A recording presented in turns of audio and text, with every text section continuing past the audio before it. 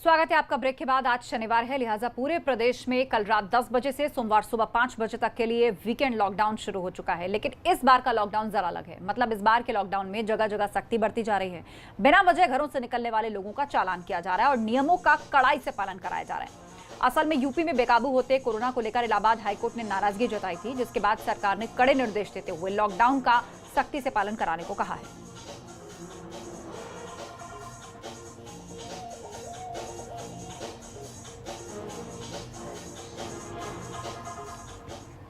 Corona के तेजी से बढ़ते संक्रमण को देखते हुए हाईकोर्ट ने कड़ी फटकार लगाई, लेकिन प्रयागराज में इसका कोई खास असर देखने को नहीं मिल रहा। कुछ तस्वीरें हम आपको दिखाने जा रहे हैं। यहां तो जैसे वीकेंड लॉकडाउन का मजाक सा बना हुआ है। सड़कों पर चहल पहल है, चौराहों सड़कों पर इतनी भीड़ कि जाम जैसी नौबत हो जाती है। ऑटो, रिक्शा, निजी वाहन बेरोक टोक आ जा रहे हैं। पुलिस ने कुछ जगहों पर बैरिकेडिंग जरूर लगाई है, लेकिन लोग भी बिना वजह घर से बाहर निकल रहे हैं। ज्यादातर जगहों पर या तो पुलिसकर्मी नजर नहीं आ रहे या फिर पेड़ की छांव में बैठकर आराम फरमाते दिख रहे हैं। और ये हाल तब है जब प्रयागराज में हर दिन तकरीबन 100 केस सामने आ रहे हैं। एबीपी संवाददाता मोहम्मद मोइन ने इसका जायजा लिया है। संगम नगरी प्रयागराज में कोरोना के मामले तेजी से बढ़ते जा रहे हैं, लेकिन इसके बावजूद यहां वीकेंड लॉकडाउन का कोई खास असर देखने को नहीं मिल रहा है। प्रयागराज में सड़कों पर खासी चहल पहल है और कई जगह तो इस तरह की स्थिति दिख रही है जैसे आम दिन हो और यहाँ वीकेंड लॉकडाउन ना हो। ये जो तस्वीरें हैं आप देखिए, कई बार तो ये हालात लगते हैं कि यहाँ जाम सी नौबत आ जाती है। इस चौराहे पे देखिए जाम सा लग गया है। और ये तस्वीर जो है, इसी तरह की तस्वीर प्रयागराज में ज़्यादातर जगहों पर देखने को मिल रही है।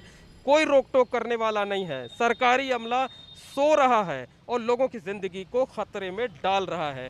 कैमरामैन रोहित श्रीवास्तव के साथ मोहम्मद मोइन, एबीपी गंगा, प्रयागराज। उधर कानपुर में भी कोरोना का कहर जारी है, लेकिन यहाँ भी वीकेंड लॉकडाउन के दौरान लोग लापरवाह नजर आ रहे हैं। पुलिसकर्मी सख्ती नहीं बरत रहे। ये बर्रा थाना क्षेत्र के बर्रा चौराहा की तस्वीर है। चौकी के पास पुलिसकर्मी ही नहीं है। सड़क पर आने जाने वाले लोग मास्क नहीं लगाकर आए हैं और पूछने पर अजीबोगरीब जवाब देते हैं। यहाँ कुछ बाजार भी खुले दिख रहे हैं।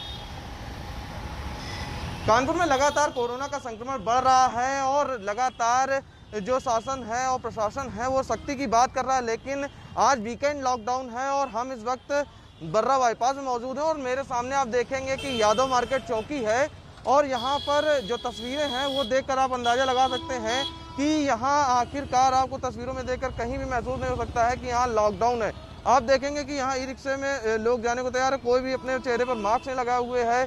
सड़कों पर आम दिनों की तरह ही चहल पहल दिख रही है। लॉकडाउन है, मास्क भी नहीं लगा रखा है आपने? मास्क रखा है अभी ये देखिए लगा रहे हैं। नहीं तो ये मतलब क्या तरीका क्या है? कानपुर में जितना संक्रमण बढ़ रहा है, आप ना मास्क लगाए हुए हैं, सड़कों पे टहल रहे हैं, लॉकडाउन है। आज आपको कुछ पता चल रहा है कि नहीं पता चल रहा है? नहीं, पता तो चल रहा है लॉकडाउन है, मगर यहाँ कुछ दिखाई भी तो नहीं देता लॉकडाउन। मतलब समझा ही नहीं आता लॉकडाउन चल रहा है यहाँ पे। यहाँ तो पूरी पब्लिक चल रही है, कोई लॉकडाउन का मतलब ही नहीं है यहाँ। उत्तर प्रदेश में कोरोना के केस तेजी से बढ़ते जा रहे हैं। कोरोना से 2 मंत्रियों की मौत तक हो चुकी है। तमाम पार्टियों के विधायक और सरकार के मंत्री भी कोरोना पॉजिटिव निकले हैं और अब भी निकल रहे हैं, लेकिन बावजूद इसके ना तो लोग और ना प्रशासन इसे लेकर गंभीर है। जरा मेरठ की तस्वीर देखिए। यहाँ कोर्ट की सख्ती के बाद भी प्रशासन लॉकडाउन को लेकर सख्त नहीं दिख रहा। मवाना में फर्टिलाइजर बीज के दुकानदार खुलेआम लॉकडाउन की धज्जियां उड़ा रहे हैं।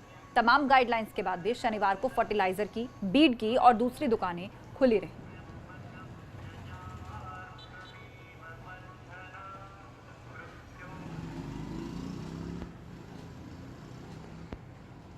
तो वीकेंड लॉकडाउन के नियमों का किस तरह उल्लंघन हो रहा है, मेरठ के मवाना की तस्वीरें हम आपको दिखा रहे हैं। फर्टिलाइजर, बीड दुकानें खुली हैं, इनको कोई टोकने वाला नहीं है। लोग बेरोक टोक सड़क पर आ जा रहे हैं। कोई पुलिस प्रशासन उनको रोक नहीं रहा है, इन पर कार्रवाई नहीं हो रही है। जबकि आपको बता दें, कोरोना का हाल ये है कि प्रदेश के कई मंत्रियों तक की रिपोर्ट कोरोना पॉजिटिव आई है। 2 मंत्रियों का निधन भी हो चुका है। बीते 24 घंटे में 77 मौतें यूपी में हुई हैं। एक दिन में 5,447 नए केस सामने आए हैं। हाईकोर्ट इस पर नाराजगी व्यक्त कर चुका है। सरकार दावे कर रही है कि सख्ती से पालन होगा, अधिकारियों को दिशा निर्देश दिए जा रहे हैं, पर जमीनी हकीकत लॉकडाउन की इस तरह धज्जियां उड़ रही हैं। आप देखिए मेरठ का मवाना, यहाँ पर दुकानें खुली हैं, लोग बेरोक आ जा रहे हैं, बिना काम के घर से निकल रहे हैं।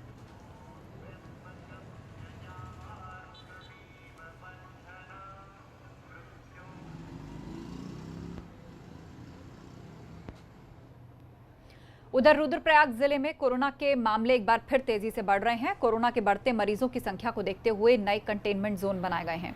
अगस्त्य मुनि स्वास्थ्य केंद्र में कर्मचारी कोरोना पॉजिटिव आने पर केंद्र को बंद कर दिया गया है, जबकि सिली में एक ही परिवार के 4 सदस्य कोरोना पॉजिटिव आने पर घर में रहने की उन्हें सलाह दी गई है। सुमाड़ी कस्बे में भी कोरोना के 9 मरीज मिले हैं, तो वहीं ARTO ऑफिस में भी कोरोना का मरीज मिला है।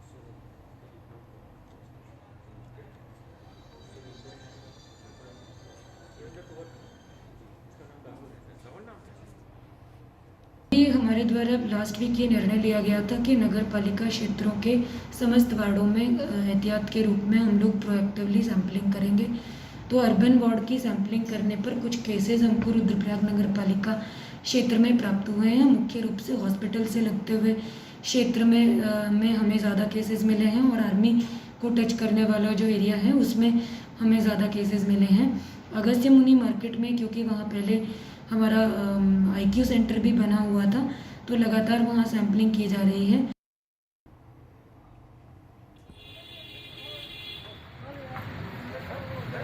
तो स्वास्थ्य केंद्र कर्मचारी को भी कोरोना हो गया है। जिले में कोरोना के मरीज लगातार बढ़ते जा रहे हैं, जिस कारण अब नए कंटेनमेंट जोन बनाए गए हैं।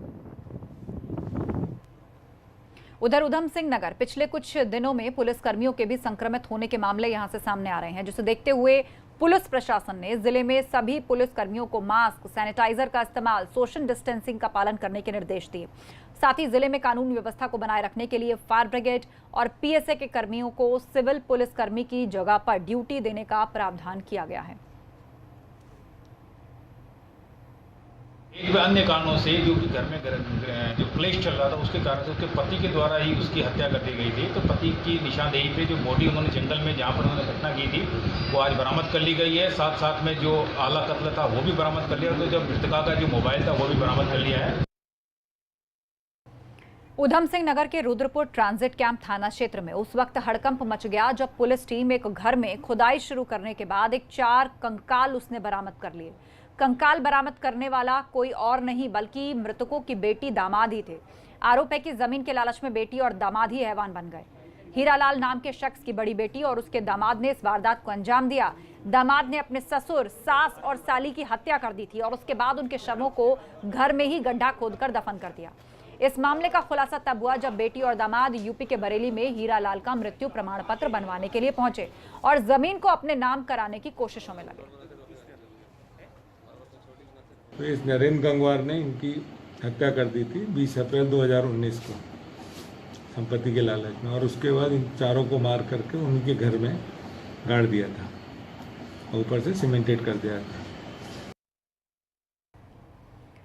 उधर टिहरी जिले में बारिश के चलते राष्ट्रीय राजमार्ग 707 पर बड़ा हादसा होने से बच गया। नई टिहरी बीपुरम श्रीनगर मोटर मार्ग पर पहाड़ी का बड़ा हिस्सा दरककर सड़क पर गिर गया। गनीमत रही कि उस समय कोई वाहन या मॉर्निंग वॉक करने वाले वहां से नहीं गुजर रहे थे, वरना यह हादसा और बड़ा भी हो सकता था। यही मोटर मार्ग नई टिहरी, घनसाली, प्रतापनगर, श्रीनगर को जोड़ता है, जिसमें वाहनों की आवाजाही लगातार जारी रहती है। अब JCB के माध्यम से मलबा और बोल्डर हटाए जा रहे हैं। ये असल में मुख्य राजमार्ग है जो बीपुरम श्रीनगर वगैरह को जोड़ता है नई टिहरी से, और लगातार बारिश होने के कारण यहाँ पर पहाड़ी दरक रही है और भारी मात्रा में भारी भूस्खलन हो रहा है और पत्थर गिर रहे हैं, जिस वजह से राजमार्ग लगातार बाधित हो। जोशीमठ में बद्रीनाथ नेशनल हाईवे 20 घंटे बाद खुल गया है। हाईवे पर JCB मशीनें लगाकर मलबा साफ कर दिया गया। लामबगड़ के पास बार बार मलबा गिर रहा है, जिससे रोड आए दिन जाम हो जाती है। फिलहाल बद्रीनाथ हाईवे खुल गया है, जिससे राहगीरों ने राहत की सांस ली है।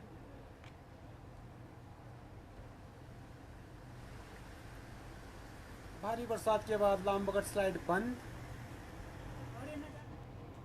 रुद्रप्रयाग जिले में आपदा प्रबंधन अधिकारी का पद 1 साल से खाली है, जबकि मुख्य विकास अधिकारी की कुर्सी भी 6 महीने से खाली है।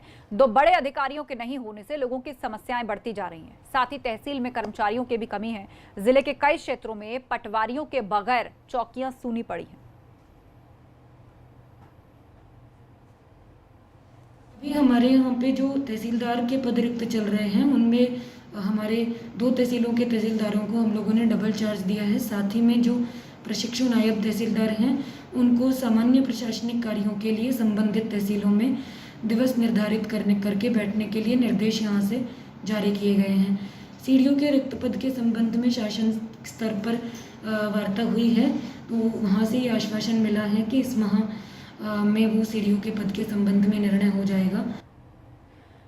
विकास नगर के लोग एक तरफ बारिश की वजह से बेहाल हैं, तो वहीं लोगों को पेयजल के लिए भी तरसना पड़ रहा है। पिछले 1 महीने से लोगों के सामने पीने के पानी का संकट है। लोगों का कहना है कि ज्यादातर जगह पर वो पानी का संकट है, जहां पानी आ भी रहा है तो वो गंदा है। विकासखंड कार्यालय से चंद दूरी पर व्यास भूड़ गांव महीने भर से पानी की समस्या से जूझ रहा है। पानी के लिए ग्रामीणों को 1 किलोमीटर दूर जाना पड़ता है। पानी की समस्या निरंतर इन 4 पंचायतों में है ही, चाहे वो व्यास बुढ़ो, व्यास नहरी हो, तिलवाड़ी हो। तो अभी मेरी इनके एक्शन साहब से बात हुई थी, मैंने उन्हें बिल्कुल सख्ती से निर्देशित किया है कि इस जो पानी की समस्या है इसको तुरंत तत्काल में इसका निस्तारण करें। और उन्होंने आश्वासन भी दिया है कि बता रहे थे कि काली मंदिर के नीचे कहीं लाइन टूटी है, और मैंने उन्हें कहा है कि यदि आप इस जो टूटी लाइन है इसको तत्काल प्रभाव से ठीक कराएं।